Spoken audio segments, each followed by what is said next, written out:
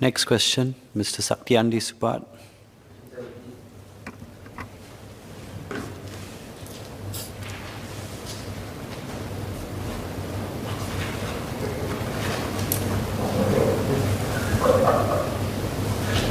You didn't need to clean the rostrum. Thankfully. So we recognize that working parents may have additional challenges when childcare centers or schools have to close temporarily due to links to COVID-19 cases.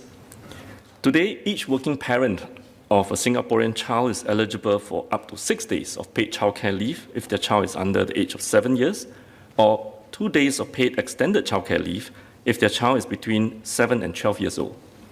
In addition, almost half of all employees in Singapore have more than 14 days of annual leave. Parents may wish to tap on these leave entitlements to cope with closures. Any enhancements to leave, even if time-limited, will need to take into account the manpower and operational needs of the employers. A more sustainable way to support parents would be through providing more flexible work arrangements.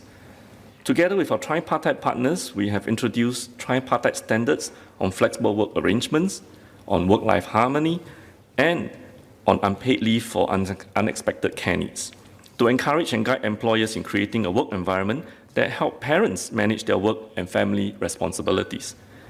In the past year, more employers have also adopted flexible work arrangements such as flexible work hours or remote work. These will certainly go a long way in helping parents, and we encourage more employers to do so. Thank you, sir. Mr. Saktiandi Supat.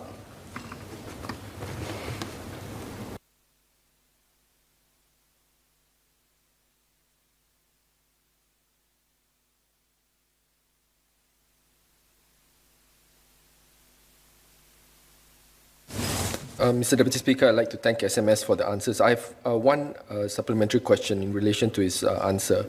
And I think I should give a context about why I'm asking the question. I have a few residents who have asked me in relation to some of the childcare closures because of COVID, and they've been affected. And the main reasons are varied.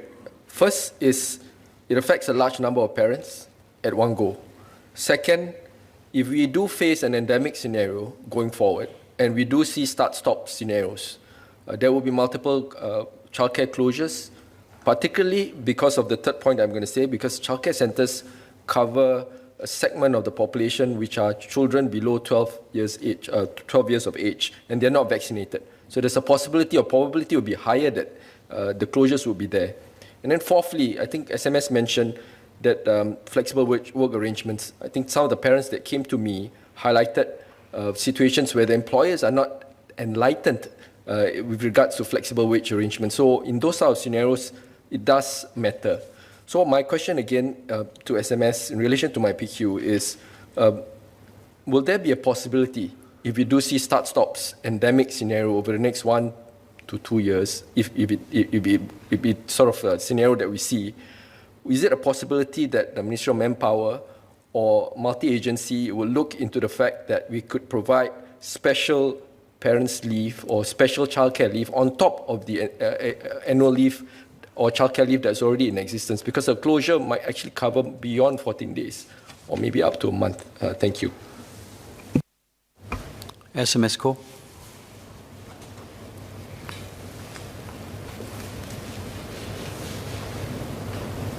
So I thank the member for highlighting some of the practical challenges that working parents face, especially in the situation of the pandemic, where some childcare centres may have to be affected and the child may have to be kept at home as a result of some clusters that may have developed in the childcare centres. I must say that in the international space, at least as of this moment, not many countries that I know of would have introduced any additional leave as a result, or parental leave entitlement as a result of the pandemic. And more often than not, there is a dependence more on flexible work arrangements because the situation evolves rapidly, and also different work arrangements may already be possible. We must bear in mind that in the background, as of this point in time, about 93% of employers already have adopted some form of flexible work arrangements as a way to ensure business continuity as part of the pandemic preparedness response. So in the context of many employers already having some form of flexible work arrangements, it really is about having that thinking, to work together to get past this particular hurdle. And it's also in the employer's interest to make sure that any employee who may have a family member, even if it's a child, who may be at risk of transmitting or be in contact with a COVID case, to also keep the employee away from work, to make sure that he or she doesn't bring any potential infection into the workplace. And that is part of business continuity planning as well. So I do urge employers to really adopt that flexible attitude, to be enlightened, as the member has said, that this is really a harm that we all got to get through together. Right? That if we take a very legalistic approach and only wait to act when there is a guidance given, then I think we may be actually behind the curve in trying to deal with workplace transmission as well.